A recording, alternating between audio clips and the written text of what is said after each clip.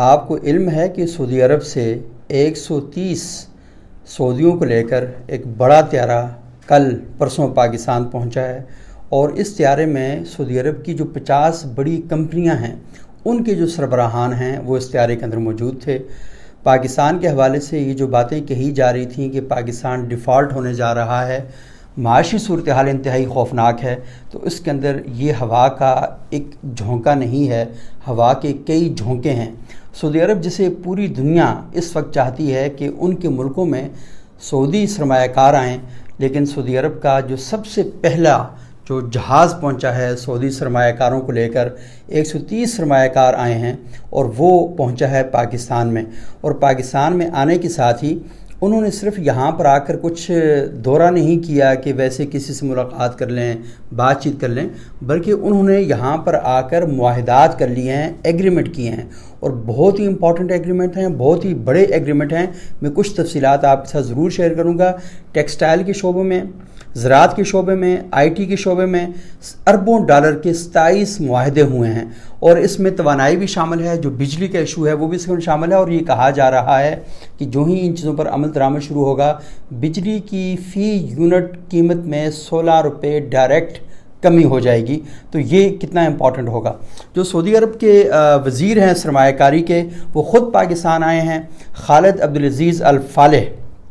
وہ یہاں پہنچے ہیں، صدر سے ملاقات کی، وزیر اعظم سے ملاقات کی، آرمی چیف سے انہوں نے ملاقاتیں کی ہیں، اور یہ جو 27 معاہدے ہوئے ہیں ان پر ایگریمنٹ ہو چکے ہیں، اور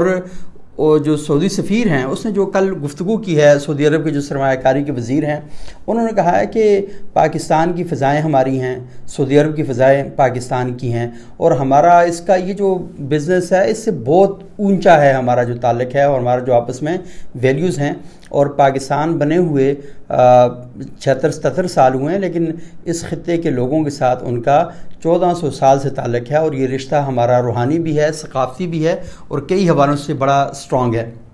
اور آپ یہ دیکھیں کہ سعودی عرب پاکستان میں تقریباً 500 سکول بنا رہا ہے۔ وہ جو اعتراض ہے سعودی عرب پر کہ یہاں مدرسے بناتا ہے اور ان کو فنڈنگ کرتا ہے، لیکن سعودی عرب پاکستان میں جو ترقی کا سب سے بڑا جو ہتھیار جسے آپ کہتے ہیں تو تعلیم، اس کے اوپر آپ انویسٹ کر رہا ہے، اور یہ پاکستانیوں کے لیے 500 سکول جو ہیں یہ گفٹ ہوں گے۔ آپ کو پتہ ہے کہ سعودی عرب کا پاکستان میں جو ویلفیئر کا کام ہے وہ بھی بہت سٹرونگ ہے۔ کنگ عبداللہ ریلیف سینٹر یہاں پر تھا، کنگ سلمان ریلیف سینٹر اس وقت بڑا ایکٹیولی کام کر رہا ہے۔ سیلاب ہو، زلزلہ ہو یا حادثہ آیا ہو تو اس کے بارے میں ہم دیکھتے ہیں کہ سعودی عرب کی سپورٹ ہمیشہ سے حاصل ہوتی ہے، اور پاکستان جب ایٹمی دھماکے کرنا چاہ رہا تھا تو پوری دنیا نے پاکستان سے قطع تعلقی کا اعلان کر دیا تھا۔ دنیا بھر سے دھمکیاں موصول ہو رہی تھیں، سعودی عرب واحد ملک تھا کہ جس نے اس وقت بھی پاکستان کی سپورٹ کی ہے۔ اچھا، یہ جو سعودی سرمایہ کاری کے وزیر ہیں انہوں نے کہا کہ جو پاکستان جو سعودی عرب کے ساتھ اس کا تعلق ہے وہ کوئی دوش اس کا نہیں ہے، بلکہ ہم ایک خاندان ہیں، اور مختصر وقت میں پاکستان میں جو معاشی ترقی ہوئی ہے وہ متاثر کن ہے۔ دو طرفہ تجارت میں پہلے ہی تقریباً 80% اضافہ ہوا ہے، جو 2019 میں 3 ارب ڈالر سے بڑھ کر آج 5.4 ارب ڈالر تک پہنچ چکی ہے۔ اچھا، انہوں نے ایک بڑی انٹرسٹنگ بات کہی، کل ہم اس تقریب میں موجود تھے، تو انہوں نے جو پاکستان کے منسٹر ہیں مصدق ملک، ان کی بڑی تعریف کی، اور یہ کہا کہ مصدق ملک جو ہیں وہ استاد ہیں، اور انہوں نے سکھایا کہ انڈسٹریل کلسٹر کیسے بنائے جاتے ہیں، اور انہوں نے کہا کہ سعودی عرب نے جو کلسٹر ہیں انڈسٹریل کے یہ بنائے ہیں، اور اس کا بہت بڑا جو فائدہ ہے وہ سعودی عرب کو ہوا ہے۔ اب دیکھیں، ہم پاکستان سے فائدہ نہیں اٹھا رہے، لیکن پاکستانیوں کی چیزوں سے دنیا بھر میں جو ہے فائدہ اٹھایا جا رہا ہے۔ اچھا، آرمی چیف صاحب سے جب ملاقات ہوئی تو آرمی چیف نے بڑی انٹرسٹنگ ایک بات کہی ان سے۔ انہوں نے کہا کہ پاکستان میں جو بزنس ہے، سرمایہ کاری ہے یا ترقی کے جو پروجیکٹس ہوتے ہیں وہ ریڈ ٹیپ کا شکار ہو جاتے ہیں، لیکن اب ریڈ ٹیپ نہیں چلے گی، ہم ریڈ کارپٹ بچھائیں گے تاکہ ہم اس میں ترقی کر سکیں اور آگے بڑھ سکیں، اور دونوں ممالک کا جو ہے وہ فائدہ ہو۔ اچھا، یہ جو توانائی، زراعت، کانکنی، انسانی وسائل اور سائبر سیکورٹی سمیت مختلف شعبوں میں تعاون کے لیے 2.2 ارب ڈالر مالیت کی جو 27 مفاہمت کی جو یادداشتیں ان پر دستخط ہوئے ہیں، تو ان یادداشتوں پر آپ یہ دیکھ لیں کہ پاکستان کی جو ہائی قیادت تھی، یعنی وزیر اعظم ہیں، صدر ہیں، اس کے علاوہ چیف آف آرمی اسٹاف ہیں، وہ سارے وہاں پر موجود تھے۔ تو یہ بہت ہی امپورٹنٹ ہے کہ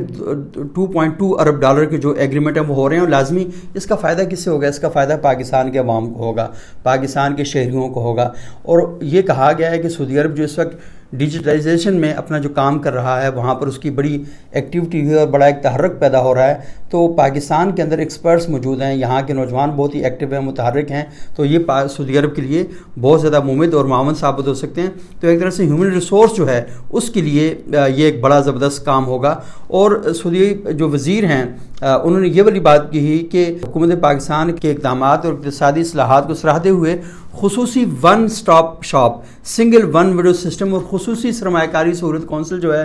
SIFC کے قیام کو سرمایہ کاری راہ ہموار کرنے میں ایک اہم کردار ادا کیا ہے۔ اچھا، انہوں نے یہ بھی کہا کہ ایک اعلان کیا اور انکشاف کیا، کل جو گفتگو تھی ان کی شیخ خالد بن عبدالعزیز الفالح کی، انہوں نے کہا کہ سعودی ولی عہد کی جانب سے پاکستان میں 5 ارب ڈالر کی سرمایہ کاری کے اعلان پر انتہائی مسرت کا اظہار کیا اور انکشاف کیا کہ یہ اعلان وزیر اعظم شہباز شریف کے عہدہ سنبھالنے کے فوراً بعد سعودی عرب کے دورے کے دوران ہو گیا تھا۔ یعنی اسی وقت ہی سعودی عرب نے جو ہی شہباز شریف وزیر اعظم بنے تو 5 ارب ڈالر کی سرمایہ کاری کا جو اناؤنسمنٹ ہے وہ اسی وقت ہو گئی تھی۔ دونوں ملکوں کے درمیان تعلقات جو ہیں وہ بڑے امپورٹنٹ ہیں، ساری چیزیں اہم ہیں، لیکن سب سے بنیادی اور اہم چیز یہ ہے کہ سعودی عرب کی جو بڑی بڑی کمپنیاں ہیں وہ پاکستان آ رہی ہیں۔ مثال کے طور پر میں آپ کو بتاؤں، جو چکن فرائیڈ آپ KFC کا کھاتے ہیں، میکڈونلڈ کا کھاتے ہیں، اور ابھی اس کا بائیکاٹ وغیرہ بھی چل رہا ہے، ہم دیکھ رہے ہیں پاکستان میں غزہ کی صورتحال کی وجہ سے، تو پاکستان میں البیک جو ہے وہ اپنا آپریشن جو ہے وہ سٹارٹ کرنے جا رہی ہے۔ اور آپ کو پتہ ہے کہ جو البیک کے CEO ہیں وہ پاکستان آئے ہوئے تھے، کل میری ان سے ملاقات بھی ہوئی، اور وہ بہت ہی ہمبل اور بہت ہی پیارے انسان ہیں۔ اور ان سے جب بات چیت ہوئی تو انہوں نے بتایا کہ جو ارامکو کمپنی ہے سعودی عرب کی، جو آئل کی ریفائنریز کا کام کرتی ہے، اس کا ایگریمنٹ ہوا ہے پاکستان میں گو پیٹرولیم جو ہے اس کے ساتھ، اور گو پیٹرولیم کے جتنے بھی گیس اسٹیشن ہیں تو وہاں پر البیک کی بھی جو 7 جو ہیں فرنچائز جو ہیں وہ وہاں پر اوپن ہو جائیں گی، اور صرف وہاں پر ہی نہیں بلکہ پورے پاکستان کے اندر وہ فرنچائزز جو ہیں وہ یہاں پر اوپن ہو جائیں گی۔ تو یہ تو صرف اس وجہ سے میں نے آپ کو بتایا کہ بڑا مشہور ہے، لیکن اس کے علاوہ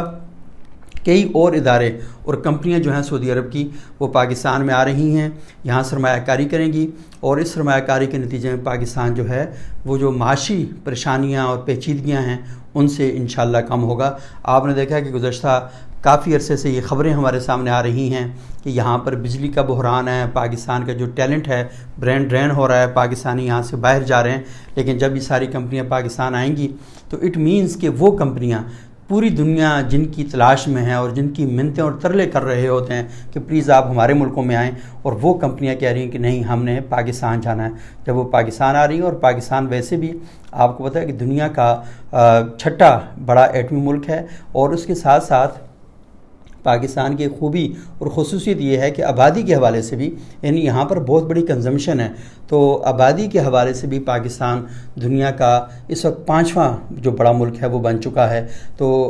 سعودی عرب اور پاکستان کے جو آپس کے تعلقات ہیں وہ اپنی جگہ پر موجود ہیں، لیکن ان تعلقات کو ایک مفید تعلقات کیسے بنایا جا سکتا ہے، ایک سود مند رشتے کے اندر کیسے کنورٹ کیا جا سکتا ہے، تو اس کے بارے میں کام کا آغاز ہو چکا ہے۔ تو 2 باتیں ایک اور بڑی امپورٹنٹ ہیں کہ سعودی عرب گوادر میں جو آئل ریفائنری کا پروجیکٹ ہے اس پر ہی بات چیت چل رہی ہے، اور سعودی عرب یہ چاہ رہا تھا کہ پاکستان کو فروٹ اینڈ ویجیٹیبل باسکٹ میں کنورٹ کر دے تاکہ اس علاقے کے اندر فروٹ اور ویجیٹیبل ہوں، اور اس فروٹ اور ویجیٹیبل کو آپ عالمی منڈیوں تک ایکسیس دیں تاکہ پاکستان کو اچھے طریقے سے پیسہ ملے، سعودی عرب کو بھی فائدہ ہوگا اور پاکستان کو بھی فائدہ ہوگا، یہاں پر پیسہ آئے گا، یہاں کی زراعت بہتر ہوگی، یہاں کے لوگوں کو روزگار ملے گا، تو یہ ساری چیزیں بہت ہی اچھے طریقے سے ڈیل ہوں گی، تو بہت فائدہ جو ہے پاکستانیوں کے دروازوں پر دستک دے رہا ہے۔ آپ نے اس سارے عرصے میں کیا کرنا ہے، یہ بہت ہی امپورٹنٹ ہے۔ آپ دیکھیں سرمایہ کار صرف وہاں پر آتا ہے جہاں پر امن ہوتا ہے، جس علاقے میں امن نہیں ہوگا وہاں سرمایہ کار کبھی بھی نہیں آئے گا۔ تو پاکستان میں امن و امان کی حالت کو بہتر رکھنا یہ بہت ہی امپورٹنٹ ہے۔ اس وقت کچھ لوگ کھڑے ہوں گے جو آپ کو کہیں گے کہ جی ہمارا فلانا حق دو، ہمارا فلانا حق دو، کبھی پاکستان کے خلاف باتیں کریں گے۔ یہ ساری آوازیں اصل میں اس ملک کو کسی اور کے اشاروں پر معاشی عدم استحکام کا شکار کرنے کے لیے ہیں۔ آپ نے ان آوازوں پر توجہ نہیں دینی، بھلے وہ مذہب کے نام پر ہوں، قوم کے نام پر ہوں، کسی اور نام پر ہوں، تو یہ دھوکے کی آوازیں ہیں۔ یہ پاکستان کو معاشی طور پر برباد کرنے کے لیے ان ممالک کی یا ان اداروں کی خواہشیں ہو سکتی ہیں جو پاکستان کو معاشی طور پر کامیاب نہیں دیکھنا چاہتے۔ اس ملک میں امن قائم کرنا انتہائی ضروری ہے۔ ریاستی اداروں کا بھی فرض ہے کہ وہ امن قائم کریں، لیکن شہریوں کا اس سے بڑا فرض ہے کہ لا اینڈ آرڈر کو اوبے کریں، قانون کا احترام کریں، تاکہ جو بیرونی دنیا سے لوگ آئیں وہ یہاں پر سکون کے ساتھ رہ سکیں، اور وہ جو کچھ بھی اس ملک کے اندر کرنا چاہ رہے ہیں وہ اطمینان کے ساتھ اگر نہیں کر سکیں گے تو سرمایہ کار کبھی بھی پاکستان نہیں آئے گا۔ سرمایہ کار نہ آنے کا مطلب آپ کو پتہ ہے کیا ہے؟ وہ مطلب یہ ہے کہ آپ کی ملک میں معیشت کبھی بہتر نہیں ہو سکے گی، اور آپ جو دھڑا دھڑ بچے پیدا کر رہے ہیں نا، وہ سارے کے سارے بے روزگاروں کو لشکر پیدا کر رہے ہیں۔ تو اگر ان بے روزگاروں کو اگر آپ نے برسر روزگار لانا ہے اور ان کو اچھی تعلیم دینی ہے، اپنی زندگیوں کو بہتر بنانا ہے، تو پھر آپ کو بیرونی سرمایہ کاری کو ویلکم کرنا ہوگا، اور ویلکم صرف ایک صورت میں آپ کر سکتے ہیں کہ اس علاقے میں امن و امان کا قیام آپ اس کو لازمی اور ضروری سمجھیں، اور کسی بھی ایسی ایکٹیویٹی کا حصہ نہ بنیں، مذہب کے حوالے سے بھی، زبان کے حوالے سے بھی، صوبے کے حوالے سے بھی، اور پاکستان کے اندر ان عناصر سے بچنا بہت ضروری ہے جو صبح و شام پاکستان کے خلاف پروپیگنڈا کر رہے ہوتے ہیں، ان کی لمبی لمبی زبانیں باہر نکلی ہوئی ہوتی ہیں۔